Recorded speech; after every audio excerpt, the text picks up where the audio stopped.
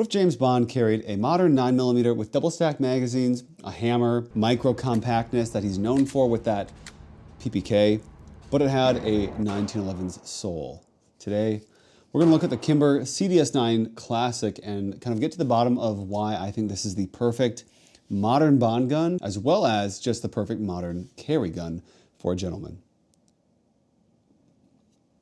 Oh, I gotta slow down on that one. Okay, so if you're new to the channel, I love 2011s. I would say I love 1911s, but I've never shot like a true proper 1911.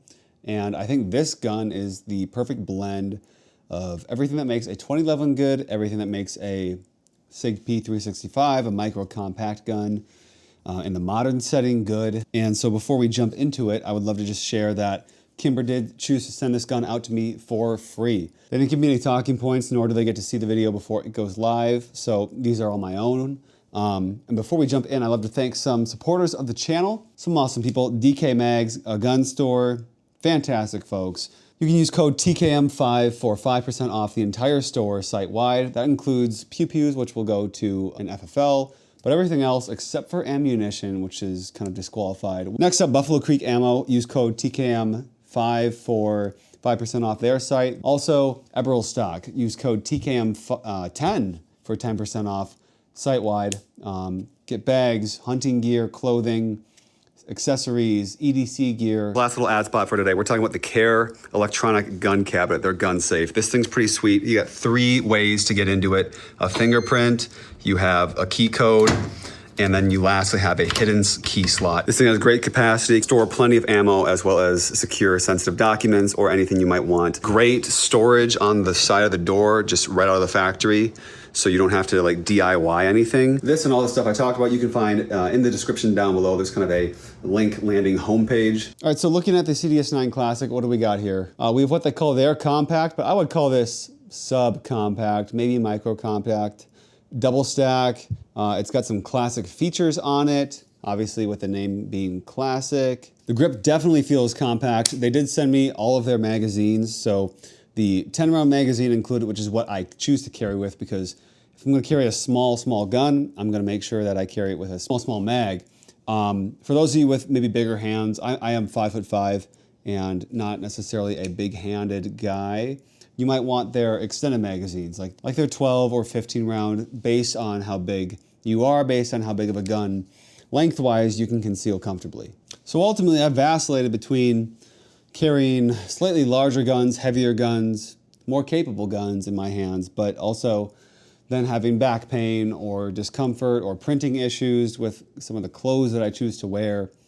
Sometimes that is seasonal, that is cyclical, but I always swing back and forth between that and guns of this category, which are smaller, lighter, easier to carry, harder to shoot.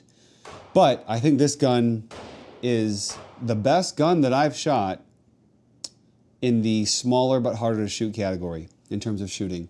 That experience has transcended the Staccato CS, in my opinion, and I think that if I were to get this ported similarly to the CS that I had before I sold it with the it had like the Monsoon Tactical like mini chunk port, whatever they call it. Maybe that's it.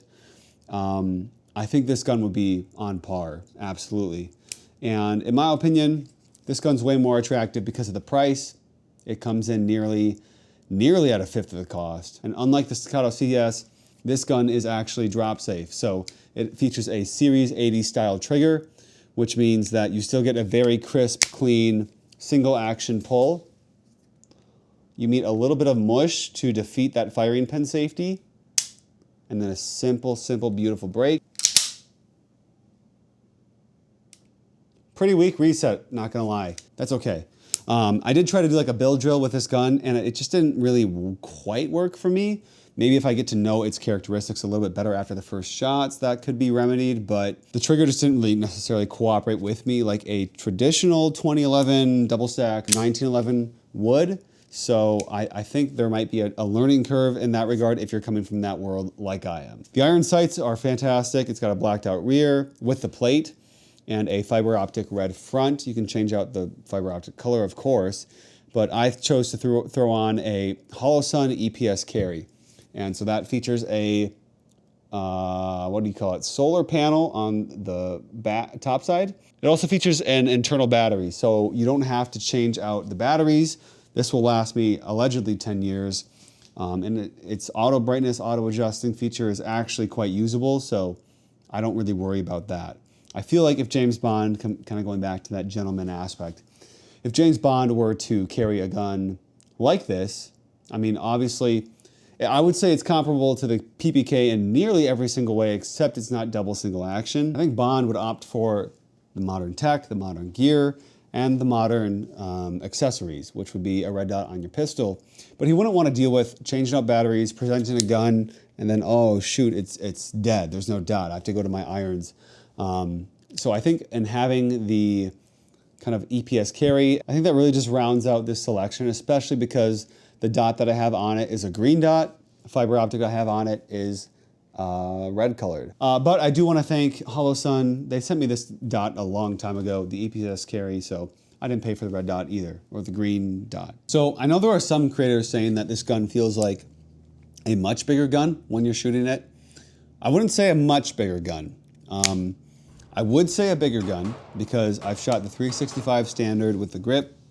I've shot a 43 standard.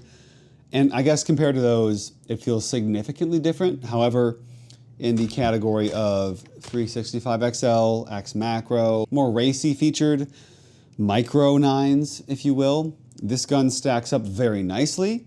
I think I'm in the talks of getting some porting options done to it aftermarket.